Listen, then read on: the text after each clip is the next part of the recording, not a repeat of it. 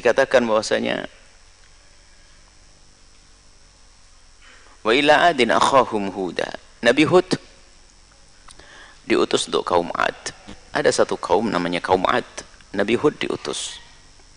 Jadi setelah Nabi Nuh alaihissalam, setelah ditenggelamkan orang-orang yang tidak beriman, tidak ada yang tersisa kecuali sekelompok umat yang sangat beriman kepada Nabi Nuh dan mengikuti Nabi Nuh. Dikatakan ada 20, ada mengatakan 6 pasang, ada khilaf dalam hal ini. Artinya semua ahli iman. Akan tapi ternyata bersama bergantinya waktu, bergesernya waktu, ada di antara anak cucu orang yang beriman keluar lagi dari iman. Ini pendidikan bagi kita semuanya, agar kita senantiasa waspada bahwa anak kita tidak hidup dengan kita saja. Di sana ada orang lain. Mungkin di sini saja akan kami hadirkan singkat. Anaknya seorang ustadz, kalau tidak waspada dia juga keluar dari gelar ustadz. Anaknya orang mendapatkan hidayah, bisa saja anaknya keluar dari hidayah. Kapan itu? Jika tidak benar-benar perhatian. Karena umat Nabi Nuh semua adalah beriman. Tapi ternyata bersama bergantinya waktu ada di antara mereka yang keluar dari iman. Ada godaan yang tidak terlihat dari syaitan. Kemudian berkomunikasi dengan dirinya, syahwatnya sendiri, hawa nafsu. Ini yang harus diwaspadai, bahwa bisa jadi kerusakan itu terjadi di dalam keluarga yang baik-baik. Maka tugas kita mewaspadai, menjaga. Itu sudah sampai di situ. Urusannya nanti serahkan kepada Allah Subhanahu wa taala. Apakah Nabi Nuh kurang menjaga anaknya? Tidak. Tapi kalau teledor kita ikut dosa. Setelah menjadi orang beriman bersama perahunya Nabi Nuh, ternyata keluar kaum yang beriman. Kemudian di antara kaum yang beriman ada lagi. Allah hadirkan orang yang tidak beriman untuk mengangkat orang yang beriman. Wa ila adin akhahum huda.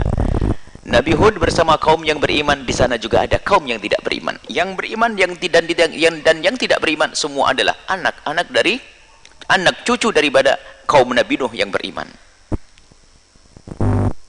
Jadi antara yang beriman dan yang tidak beriman, mereka adalah anak cucu dari orang yang beriman. Baik. Mari kita waspada dengan pendidikan. Kita tidak hidup dengan keluarga kita saja. Akan tapi di luar anak-anak kita bisa bergaul dengan siapa saja. Mereka bisa berkomunikasi dengan siapa saja. Kalau kita tidak waspada tentang pendidikan anak-anak kita, kita bisa dikagetkan ternyata anak kita menjadi penentang kebenaran. Sadari makna ini.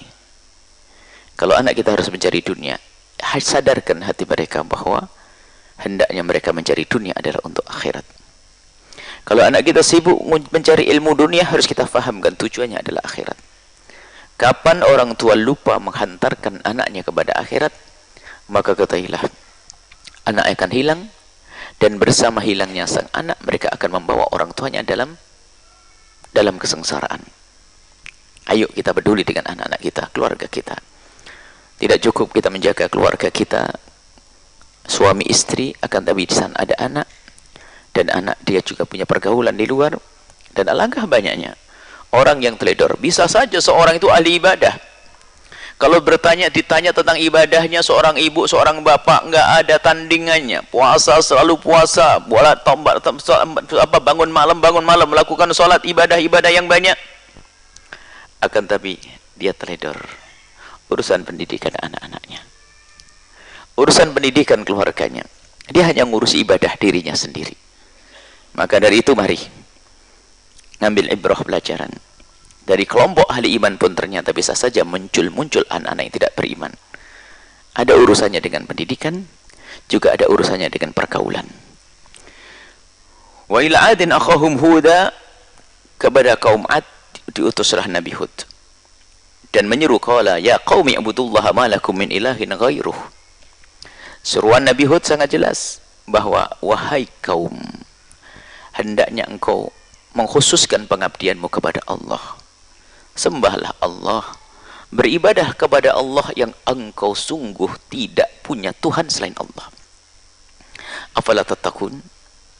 Apakah kau tidak takut kepada Allah jika engkau melanggar? Apakah kau tidak takut kepada Allah jika engkau melanggar yang dan akan ditimpakan kepadamu seperti yang telah ditimpakan kepada kaum Nabi Nuh. Dikisahkan kisah Nabi Nuh di hadapan kaum Nabi Hud. Apakah kau tidak takut hukuman Allah yang bisa saja datang kepadamu seperti yang telah dikirimkan musibah kepada kaum Nabi Nuh? Afala tattaqun? Apakah kamu tidak takut? Takut hukuman Allah? Qala al-mala'u alladhina kafaru min qaumihi. Berkatalah mala', itu adalah pembesar, mala' al-ain, memenuhi mata. Mala' itu apa? Orang yang di mata umatnya itu adalah jadi pandangan, jadi terpandang, maksud orang terpandang, mala'. Wibawanya, kekayaannya, pangkatnya memenuhi matanya masyarakat, nama mala'. Atau ada orang-orang besar, pembesar. Qala al-mala'u alladhina kafaru, pembesar mereka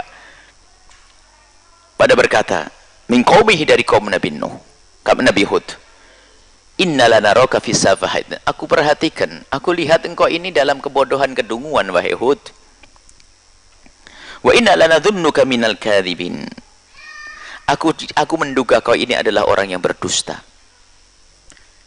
Lihat kalimat nadhunnuka. Ya nadhunnuka, menduga engkau ini berdusta. Sebetulnya di dalam diri mereka ada bentuk dugaan juga bahwasanya Nabi Nuh tidak berdusta. Bahkan ada juga Nabi Hud tidak berdusta. Bahkan di antara mereka yakin Nabi Hud tidak berdusta. Inna lanaraka, aku perhatikan kau. Aku perhatikan kau ini dalam kebodohan, kedunguan. Menyeru kepada Tuhan. Tuhan yang tunggal, Tuhan yang satu. Lalu kau suruh aku meninggalkan Tuhan. Kau ini bodoh banget. Bahkan ada di antara mereka, Tuhan banyak kan enak. Kalau kita tidak dapat ini, minta sebelahnya lagi. Ini kedunguan mereka. Tuhan kok satu. Akalnya tidak digunakan. Mengatakan safahah, kau dalam kedunguan. Qala ya qaumi, wahai kaumku, laisa bi safahatun, tidak. Aku bukan dalam kedunguan, aku bukan dalam kebodohan. Walakinni, akan tapi aku adalah Rasul Rabbil Alamin, utusan dari Tuhan semesta alam. Tuhan berhalamu, Tuhan gunung, Tuhannya matahari, Tuhannya rembulan, Tuhannya semesta. Aku mendapatkan pesan dari Tuhannya semesta alam untuk menyampaikan kepadamu. Uballighukum, aku menyampaikan kepadamu risalati Rabbi, pesan-pesan Tuhan. Wa ana lakum nasihun amin. Aku bagimu tidak lain.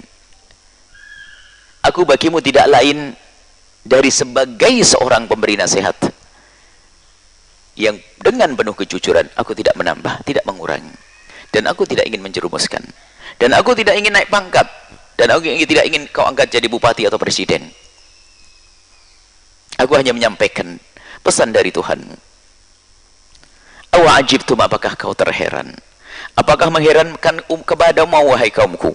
Apakah menjadikan engkau heran, wahai kaumku? Anja'akum dzikrum mir rabbikum. Jika datang zikir itu maknanya adalah pesan wahyu, peringatan, hidayah, petunjuk, dan Nabi masuk di dalamnya. Apakah mengherankan kalau datang utusan Allah membawa berita kebenaran kepadamu? Ala rajulin minkum. Apakah mengherankan jika Allah yang Tuhan semesta ini, yang maha kasih kepada semesta, kemudian menyuruh satu orang pilihannya, dan satu orang pilihannya ini membawa rambu-rambu, membawa undang-undang, membawa peraturan yang hendaknya dipatuhi oleh manusia demi melestarikan semesta. Liyunzirakum, agar kalian bisa menghindar dari hal yang membahayakan dirimu saat ini dan nanti. Apakah mengherankan yang demikian? Tentunya kau tidak boleh heran. Kenapa? Pendahulumu juga ada yang seperti ini. Di saat ada orang salah dari kaum Nabi Nuh, ternyata Allah kirim berita kebaikan melalui Nabi Nuh. Kenapa kau heran, wahai kaum? Di saat ada Nabi membawa kebenaran, kenapa kau heran? Wadkuru, dan ingatlah engkau. Ja'alakum khulafa'a min ba'di qaumi Nuh. Tatkala Allah menjadikan kalian pengganti-pengganti dari kaum Nuh. Kaum Nuh ini ada dua. Setelah kaum Nuh hancur yang kafir, tinggal kaum Nuh yang baik. Dari kaum Nabi Nuh yang baik inilah meninggalkan keturunan yang bakal melestarikan alam, seharusnya dilestarikan dengan petunjuk dari Allah. Maka mereka dianggap khulafa, pengganti kaum Nabi Nuh yang beriman. Bukan sekedar pengganti siapa-siapa, akan tapi pengganti daripada kaum Nabi Nuh yang beriman. Ingatlah kalian semua wahai kaumku, bukankah kau ini adalah pengganti daripada kaum Nabi Nuh yang beriman? Kenapa kau keluar dari jalur itu? Ingat, engkau adalah pengganti mereka kaum Nabi Nuh yang beriman, yang akan melestarikan semesta dengan undang-undang Allah. Wadkuru, dan ingatlah ala Allahi nikmat Allah yang diberikan kepada kalian. Setelah Nabi Nuh, kaumnya dihancurkan, yang tersisa hanya beberapa orang, dan kemudian beberapa pasang daripada binatang-binatang. Setelah itu lestari dan kehidupan menjadi indah, baik. Kenapa? Dengan rambu-rambu Allah. Kemudian ternak juga beranak pinak, kesuburan alam, pupuknya bangkainya subur alam, semesta subur indah dengan aturan Allah, sehingga mereka merasakan kenikmatan, cuma tidak berlangsung lama. Ingat nikmat Allah itu. Lihat, dari kakek moyangmu, mbahmu, bapakmu, indah semuanya. Kenapa di saat giliran kamu kok mengingkari nikmat itu? Tidak mau berpegang lagi dengan aturan Allah, mulai membuat patung-patung untuk disembah, mulai membuat berhala-berhala untuk jadi sesembahan. Kenapa itu semua kau lakukan? Ingat nikmat Allah, engkau sudah dipilih sebagai khalifah Allah, pengganti daripada kaum yang beriman, yang semestinya kalian beriman. Jika kau ingat itu semua, lalu kau sadar, la'allakum tuflihun, niscaya engkau akan beruntung. Tapi sayangnya kalian tidak ingat itu semuanya, dan kalian tidak mensyukuri itu semuanya. Kalian lupa karena dikuasai oleh hawa nafsumu dan godaan syaitan. Qalu, kemudian mereka menyeru lagi, diskusi dengan Nabi Hud. Akrab nih ngobrol dengan Nabi Hud. Qalu, mereka pembesarnya, mewakili daripada kaum Nabi Hud, ajitana lina'budallaha wahdahu, apakah kamu datang hanya untuk menyuruh kami menyembah Tuhanmu yang satu itu, Tuhan yang tunggal itu? Nggak enak. Saya punya Tuhan macam-macam tuh, Tuhan kok satu. Wa nadhara ma kana ya'budu aba'una, kemudian kalian menyuruhku untuk menyuruh kami untuk meninggalkan Tuhan-Tuhan yang pernah disembah oleh bapak-bapakku. Jadi setelah Nabi Nuh itu memang ada iman, mulai ada pergeseran, pelan-pelan. Mulai ada yang membuat berhala, lalu disembah. Ini ada menyembah selain Allah.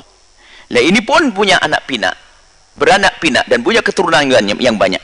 Bersama datangnya Nabi Hud semakin banyak. Maka hujah mereka adalah, aku pun mengikuti agama nenek moyangku. Makanya kisah mengikuti agama nenek moyang itu untuk orang kafir, bukan orang mengkafirkan orang Islam gara-gara mengikuti nenek moyangnya. Kadang-kadang ayat-ayat orang kafir digunakan oleh sebagian umat yang beriman untuk menyalahkan orang yang beriman. Kamu itu beribadah, beriman kok ngikut nenek moyangmu. Gimana saya tidak ngikuti nenek moyangku orang beriman kok. Ini kisah adalah tentang nenek moyang yang tidak beriman. Fa'tina bima ta'iduna. Hud, kamu ngancem-ngancem ada musibah yang akan ditimpakan seperti yang ditimpakan kepada Nabi Nuh. Kalau ente benar, minta kepada Tuhanmu yang maha tunggal itu untuk menurunkan musibah kepada kami. Serem. Nantang mereka. Fa'tina, datangkan kalau kau benar. Subhanallah.